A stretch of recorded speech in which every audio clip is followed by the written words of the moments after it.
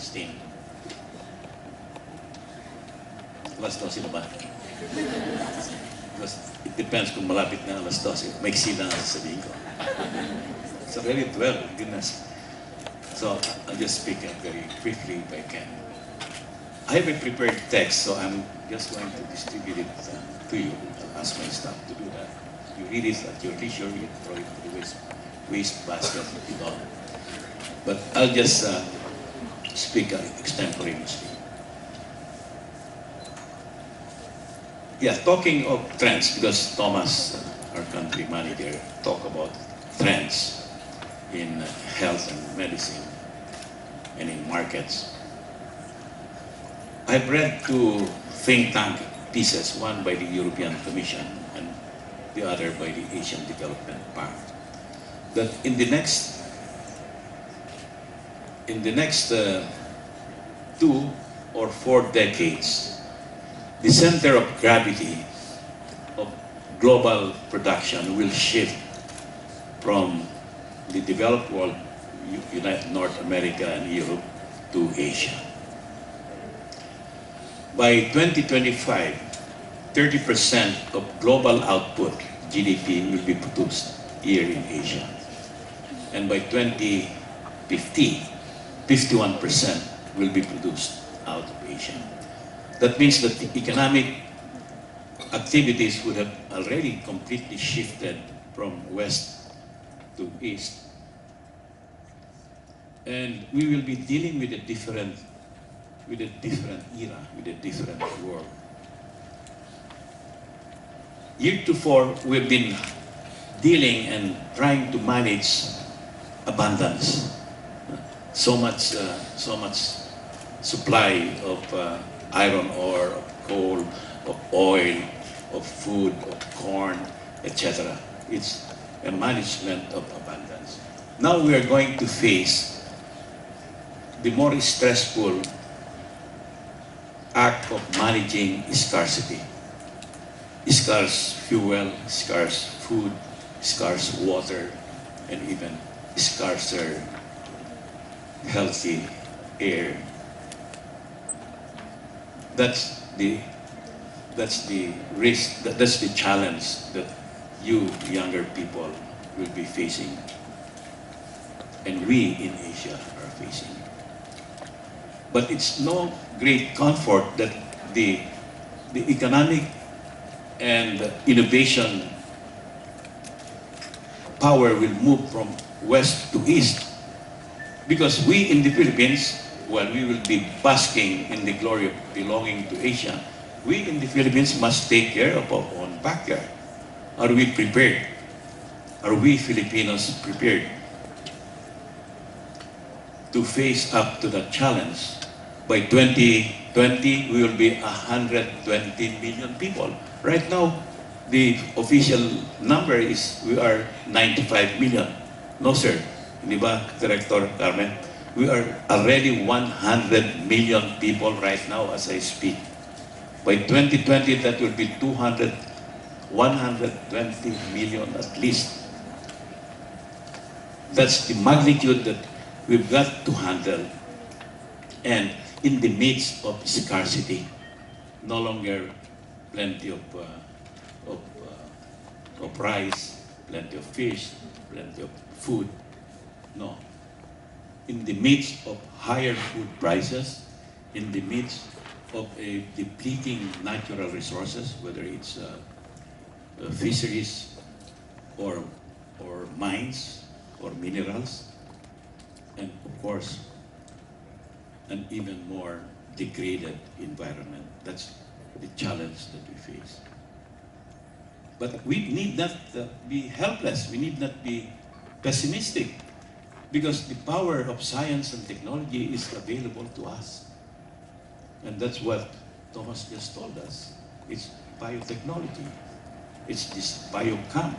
It's the training of these young scientists and technologists that will help us cope with the challenges of the next 2, 3, up to 4 decades.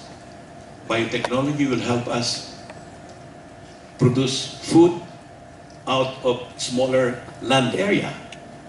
Biotechnology will teach us how to produce drugs and how to take care of our health better, lengthen lifespans, and deliver medicine even more effectively through biotechnology. Biotechnology will teach us how to produce fuel, feedstock for fuel. In the holding room, Thomas and Francis and I were talking about young Filipinos learning how to extract ethanol out of seaweed. And that's quite appropriate to us because we are surrounded by probably the widest coastline in the world, where seaweed can be grown practically in every corner, in every province.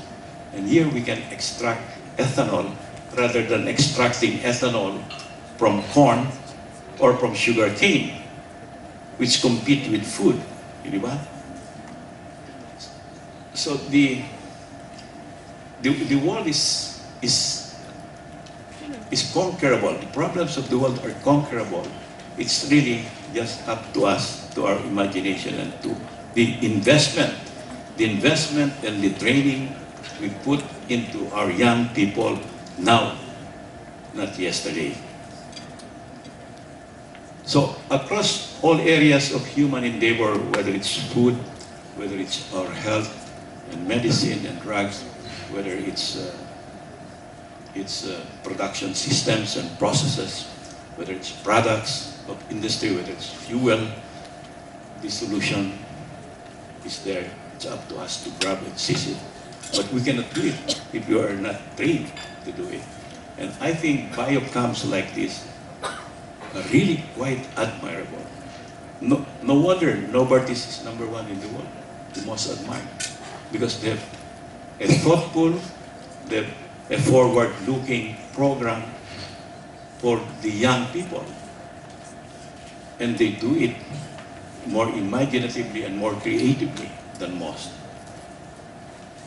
And we congratulate Novartis and its people. So, what should we do with our panel here? Most of them are associated with academia and our government. What must we do? Well, we must now egg and prod our government to invest more and more into R&D, into biotechnology, into training of more of our people. Through the COMSTED, the Commission on Science, Mathematics, and Engineering, which I have headed for the past 6 years, we were able to create a massive scholarship program that will produce scientists and technologists in at least 5 areas: in food and agriculture, in health, in energy, in environment, and in medicine. This is the ERTT, Engineering Research Development Technology Program. We put together, through our airports, we put together almost 3.5 billion pesos into the program. We are now producing masteral as well as PhDs out of this program, and we are going to continue doing that, and we are on target. And the idea behind it is to create a critical mass of scientists and technologists in all those key areas of modern society. Cynthia is at the center of this activity in Diliman, and we provided her sector enough money for the infrastructure. That's why the science complex in Diliman is probably as modern as any you can find. But that's only a small effort. As an overall national effort, it just ought not to be a sectoral effort. It has to be a national effort. We must be all single-mindedly dedicated to building up our scientific and technological capacity. That's the only way we can compete. We are always going down the competitiveness league. Every year we drop. At one time we dropped by nine steps And up to now, we're dropping. And the single criterion where we are failing miserably is in the lack of technological capacity. That's what we're discussing. That's what we are interested in. Technological capacity, the scientific knowledge, and the technical expertise that we need to leapfrog, to jump over. Because if we just grow normally at 5% GDP every year, believe me, the number of our poor at 40 million or 40% or 33% of our population will just stay steady, if not increase. More people will go below the poverty line, if that is the growth rate. We need to grow at least 7% on a consistent level to be able to reduce our poverty level to at least 15%. 15%, which is normal, I think, rate in a normal economy, in a purposeful, deliberate government. Indonesia, which has a larger population than us, is succeeding even more than that. Indonesia is now a model. It's the poster country of the development community, because they are single-minded, and under a new administration, they know their priorities. But we ought to do that too, because we have so much talent within our midst. This panel alone will indicate to you the breadth and depth of the knowledge and experience in health and medicine in this country. I'm quite impressed with the research network that Novartis has built all over the world. But in some of those cases, like in tropical diseases, we pioneered here in Asia. Diba? Sa Alabang. We pioneered in biosafety here in Asia. And we ought to have been #1 in biotechnology. When I was Secretary of Agriculture way back in 2000 already, nearly forgot it. In 2000, I set aside 1.5 billion pesos, 500 million to send about 150 talented agricultural scientists from all over the country and technologists to the United States to tied them up with a Fulbright program. 153 of them benefited from this program, both doctoral and masteral. Every single one of them came back, except one who is still doing a postdoctoral study. That's how successful that program was. And again, it's on the same theory. We want to build up a critical mass of agriculturists and technologists, because all our agricultural scientists and technologists have been pirated by the FAO, sent to Angola, sent to Cambodia, except here in the Philippines. And some of our scientists, fortunately, they still have jobs, but they've been hired by pharmaceutical companies and became salesmen of some other companies. But we want them to develop our food and agriculture. And we lost practically a generation of the scientists, and so we have to rebuild them. That's 500 million pesos.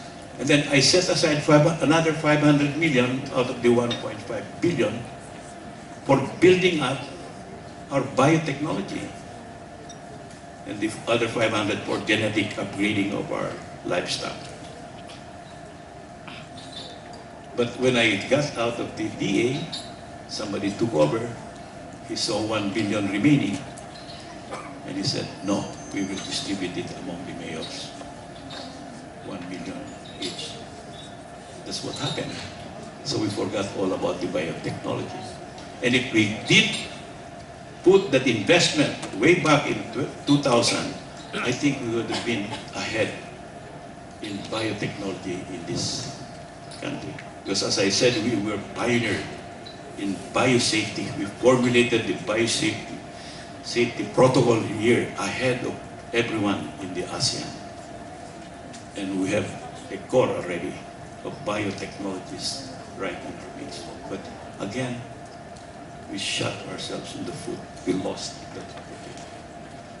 I think we ought to vow today, never again.